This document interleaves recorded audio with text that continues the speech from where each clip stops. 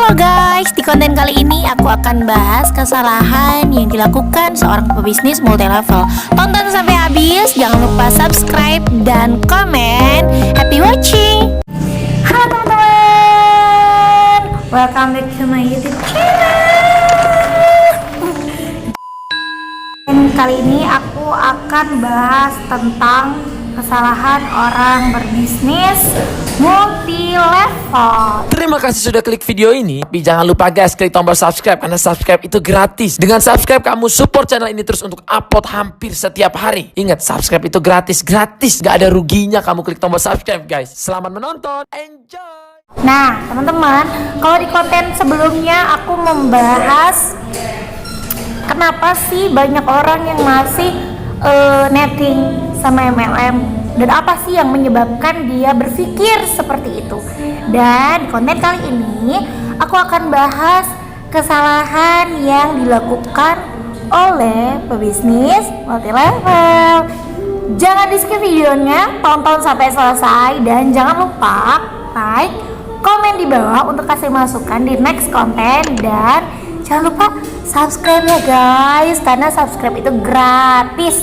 Semoga bermanfaat. Happy watching. Nah, yang pertama, hal yang bisa membuat teman-teman salah melangkah di bisnis MLM atau multi level. Yang pertama, teman-teman gak tahu teman-teman butuh gak sih sama produknya. Ya, karena gini teman-teman, setiap bisnis pasti punya produk yang dijual, ya. Jadi saat teman-teman ingin berbisnis suatu multi level, teman-teman harus tahu teman-teman butuh nggak sama produknya. Karena kalau kita sendiri nggak butuh, gimana kita mau memasarkan produk tersebut? Jadi cari produk yang teman-teman butuh, karena dari teman-teman butuh pasti teman-teman akan pakai. Dan dari teman-teman pakai, teman-teman bisa deh tuh share manfaat, kegunaan, sampai teman-teman dapat pembeli, dapat customer yang banyak. Teman-teman harus mau usaha dulu. Ini aku kasih contoh deh ya. Pasti para mentor di semua bisnis pasti ngajarin kita, bimbing kita untuk semangat jalanin bisnisnya. Dan ini sering banget disalahartikan sama pebisnis itu sendiri. Contoh, kalau di bisnisku, di bisnis Oriflame, aku diarahkan untuk berjualan, nggak stokis ya teman-teman, karena memang stokis adalah hal yang akan menghambat kita sih di bisnis multi level. Aku selalu mengarahkan ke tim, kalau resikonya stokis itu sangat besar teman-teman. Yang pertama, modal nggak muter dengan cepat ya. Berbeda kalau misalkan kita jualan ke orang yang memang beli produk, maksudku ke orang yang memang udah ada si barang-barangnya itu udah ada pemiliknya. Jadi saat si barangnya sampai, kasih duitnya balik, berikut untuk jualannya putar lagi deh, gitu teman-teman ya. Bahkan aku akan kasih kesalahan yang berikutnya yang berhubungan sama kesalahan yang pertama nih, stokis ya. Yang kedua, kesalahannya itu berhutang yang tidak realistis. Jadi nggak semua berhutang itu salah, apalagi kalau misalkan teman-teman butuh, ya berhutang karena butuh gitu kan, karena memang mendesak, karena memang benar-benar butuh. Tapi saat teman-teman butuh berhutang untuk hal yang nggak realistis, insane sih kalau menurutku. Karena gini loh teman-teman, saat kita berhutang kita udah pasti harus memikirkan bayarnya dari mana nih utang. Dan aku sering banget menemukan orang yang berbisnis multi level, dia udahan di tengah jalan. Jadi saat ada beberapa orang yang bilang, iya nih kak, aku berbisnis jadi nggak punya tabungan, atau tabungan aku jadi kepake buat belanja. Itu balik lagi ke stokis ya, karena stok jadi dia nggak muter modalnya. Atau bahkan aku pernah, ini sih gila sih menurut aku, jadi aku pernah dengar salah satu domainku, dia mengundurkan diri padahal she's doing nothing. Dari semenjak dia bergabung ke aku itu belum ngakuin apa-apa, karena dilarang sama suaminya. Karena kata dia di kampungnya ada seseorang yang ikut multi level itu sampai berhutang kemana-mana, sampai orangnya dikejar-kejar debt collector, sampai kabur dari kampung tersebut gitu ya. Berlebihan banget, tapi memang ada yang seperti itu teman-teman ya. Mungkin untuk menunjang gengsi mungkin ya, karena ada beberapa orang yang berpikirnya nih kalau kita bisnis multi level caranya kita harus kelihatan oke, buat menarik orang buat gabung bareng, kelihatan kaya. Kalau aku pribadi, aku nggak pernah memaksakan diri untuk seperti itu ya teman-teman. Jadi ya udah apa adanya aja gitu kan, karena orang melihat bukan dari apa yang kita pakai sih kalau menurutku ya. Karena pebisnis itu dilihat dari bagaimana caranya dia membuktikan kalau apa yang dia ucapkan itu benar, dari sistem bisnis, dari keuntungan bergabungnya. Jadi nggak harus menuntut kita buat gila-gilaan seperti itu, dan itu nggak masuk akal menurutku. Yang seharusnya nggak perlu sih. Ketiga ini memang aku dulu pernah mengalaminya teman-teman, kesalahan yang pernah aku alami itu berharap cepet-cepet kaya. Ini lucu sih, karena aku memang dulu berpikirnya juga seperti itu ya, makanya aku bisa ngomong gitu kan. Jadi memang dulu aku berpikir enaknya aja mungkin ya. Kayaknya ngelihat orang yang berbisnis multi level tuh kayaknya enak banget hidupnya gitu ya. Kayaknya bahagia terus gitu ya. Memang aku belum terlalu jauh terjun di dunia ini, jadi aku nggak tahu saat itu. Jadi aku nggak tahu suka dukanya, pahit manisnya. Yang aku tahu, kalau aku jadi bagian dari bisnis tersebut, gue akan cepet kaya. Jadi teman-teman, paradigma itu salah sih ya. Karena setelah aku bertahun-tahun mendalami bisnis multi level kayak gini, itu bikin aku belajar sih ya. Semua pekerjaan sebenarnya sama aja. Gimana pengorbanan kita, gimana loyalitas kita ke pekerjaan tersebut, gimana sejauh mana capeknya lo, ya lo ngedapetin hasilnya segitu gitu ya teman-teman. Jadi setelah aku bertahun-tahun ada di bisnis ini, ya udah 5 tahun. Jadi aku makin belajar sih, oh ya ternyata pekerjaan tuh semua sama aja. Intinya kita mau berjuang di sana teman-teman. Jadi nggak cuman sekadar yang nyelam-nyelam ikutan basah-basahan, tapi nggak sekalian tuh cari tahu di dalam lautan tuh ada apa aja gitu ya. Oh luar biasa banget perumpamaannya ya. Gitu teman-teman ya.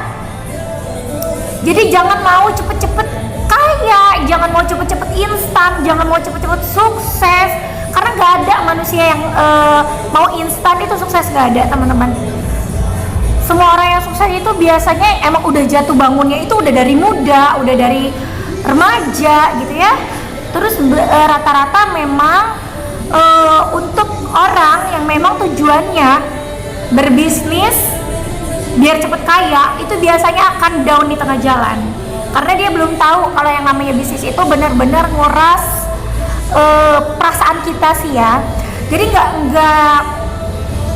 nggak kayak kita kerja otot, nggak kayak kita kerja yang gimana-gimana, tapi benar-benar yang butuh kita tuh concern di situ, kita tuh fokus. Jadi terus selanjutnya tadi apa sih?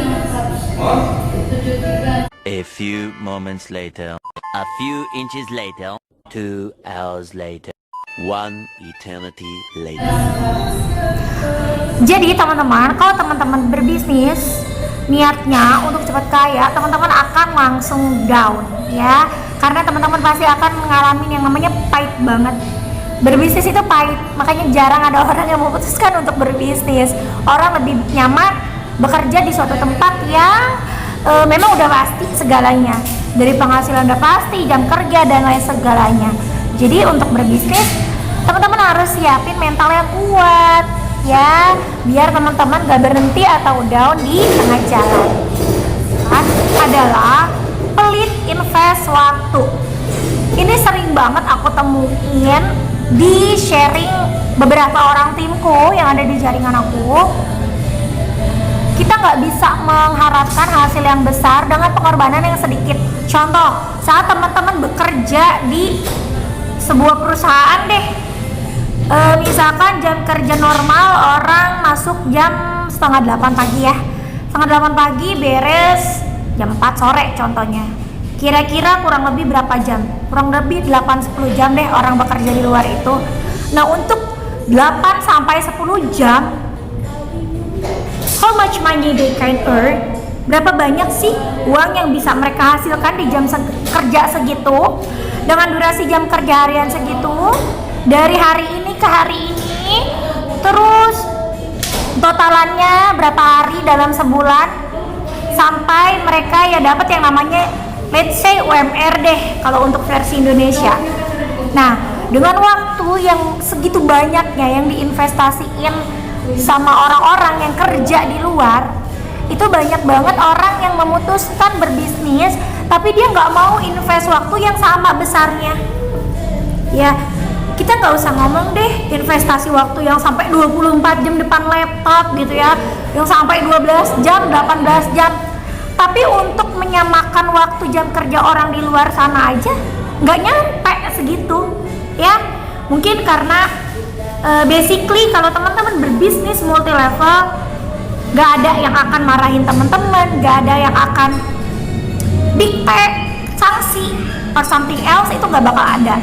Teman-teman perang sama diri sendiri ya, sama rasa malas diri sendiri, sama rasa down, and the other thing, teman-teman temuin problems yang bisa bikin mood teman-teman itu kayak roller coaster.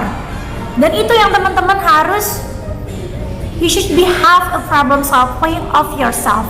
Jadi teman-teman harus jadi problem solving buat diri sendiri. Itu sih tantangannya buat di bisnis. Dan buat teman-teman yang ngarep nih, lu pengen deh punya jutaan di bisnis whatever lah, bisnis apa aja ya, gak harus multi level. Itu teman-teman setidaknya bisa meluangkan waktu yang sama besarnya saat teman-teman lihat orang di luar sana bekerja ya. Jadi hasil pekerjaan kita ngerjain 2 jam sama 8 jam sama 10 jam itu pasti berbeda. Kesalahan yang kelima yang mungkin akan dilakukan orang pebisnis multi level adalah dia tidak mau menyamakan bisnis dengan pekerjaan biasa. Memang bisnis itu beda sih sama kita kerja biasa. Bedanya lebih banyak tantangan. Bedanya lebih banyak nguras perasaan, nguji mental. Tapi maksud aku di sini tuh lebih ke sifat instan yang dipikirin sama orang gitu ya tentang bisnis. Mungkin orang tertarik berbisnis hanya melihat dari sisi kesuksesan orang-orang di luar sana yang mereka temuin, yang mereka dengar ceritanya, yang mereka mungkin orang terdekat mereka gitu ya. Tapi sedikit orang yang tahu jatuh bangunnya. Oh, kalau bisnis itu jatuh bangunnya kayak gini ya, tantangannya kayak gini ya. Sebenarnya semua kesalahan dari yang nomor 1 sampai yang nomor terakhir itu sebenarnya berkesinambungan. Dan yang terakhir ini tidak mau menganggap bisnis multi level kayak pekerjaan biasa.